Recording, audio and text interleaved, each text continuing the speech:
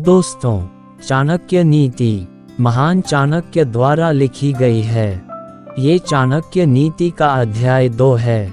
इसमें चाणक्य ने हमें कई मूल्यवान पाठ सिखाए हैं। चाणक्य नीति अध्याय 2 सुनकर अपने सपनों और लक्ष्यों को प्राप्त करें।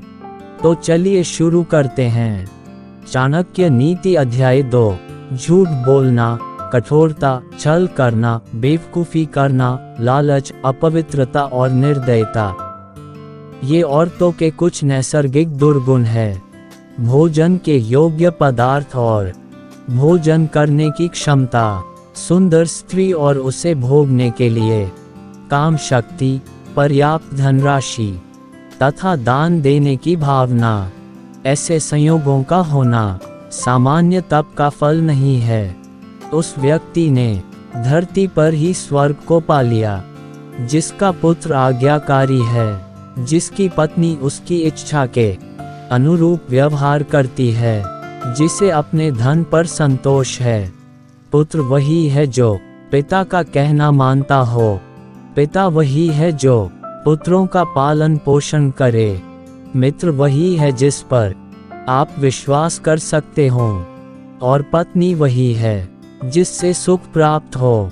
ऐसे लोगों से बचें जो आपके मुंह पर तो मीठी बातें करते हैं, लेकिन आपके पीठ पीछे आपको बर्बाद करने की योजना बनाते हैं। ऐसा करने वाले तो उस विष के घड़े के समान हैं, जिसकी ऊपरी सतह दूध से भरी है।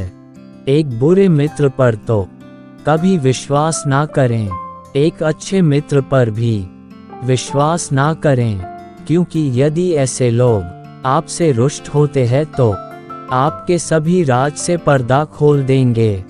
मन में सोचे हुए कार्य को किसी के सामने प्रकट न करें, बल्कि मनन पूर्वक उसकी सुरक्षा करते हुए उसे कार्य में परिणत कर दें। मूर्खता दुखदायी है, जवानी भी दुखदायी है, लेकिन इन सब से कहीं ज्यादा दुखदायी किसी दूसरे के घर जाकर उसका आसान लेना है।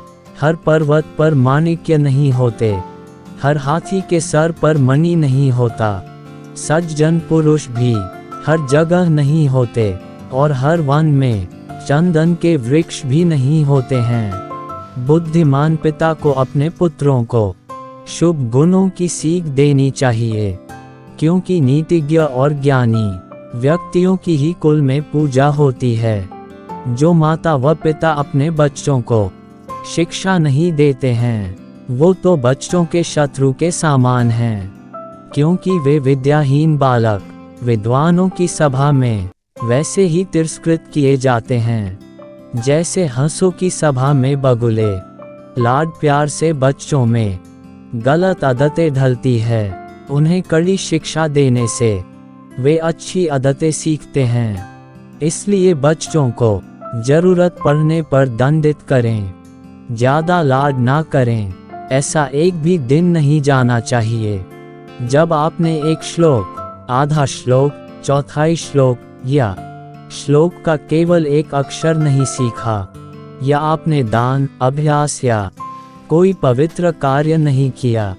पत्नी का वियोग होना, अपने ही लोगों से बेइज्जत होना, बचा हुआ ऋण, दुष्ट राजा की सेवा करना, गरीबी एवं दरिद्रों की सभा, ये 5 बातें शरीर को बिना अग्नि के ही जला देती हैं। नदी के किनारे वाले वृक्ष, दूसरे व्यक्ति के घर में जाने अथवा रहने वाली स्त्री एवं बिना मंत्रियों का राजा, ये सब निश्चय ही शीघ्र नष्ट हो जाते हैं।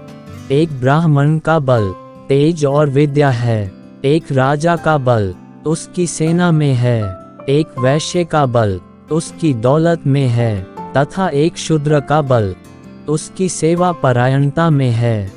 वेश्या को निर्धन व्यक्ति को त्याग देना चाहिए, प्रजा को पराजित राजा को त्याग देना चाहिए, पक्षियों को फल रहित वृक्ष त्याग देना चाहिए, एवं अतिथियों को भोजन करने के पश्चात मेजबान के घर से निकल जाना चाहिए। ब्राह्मण दक्षिणा मिलने के पश्चात आपने यजमानों को छोड़ देते हैं। विद्वान विद्या प्राप्ति के बाद गुरु को छोड़ जाते हैं और पशु जले हुए वन को त्याग देते हैं। जो व्यक्ति दुराचारी, कुदृष्टि वाले एवं बुरे स्थान पर रहने वाले मनुष्य के साथ मित्रता करता है, वह शीघ्र नष्ट हो जाता है। प्रेम और मित्रता बराबर वालों में अच्छी लगती है। राजा के यहाँ नौकरी करने वाले को ही सम्मान मिलता है। व्यवसायों में वाणिज्य सबसे अच्छा है। उत्तम गुणों वाली स्त्री अपने घर में सुरक्षित रहती है। दोस्तों, अगर आपको ये वीडियो पसंद आई तो वीडियो को लाइक कर दीजिए और अपने दोस्तों को शेयर कीजिए और हमारे चैनल को सब्सक्राइब करके हमें ऐसी ही वीडियोस बनाने के लिए मोटिवेट कीजिए। धन्यवाद।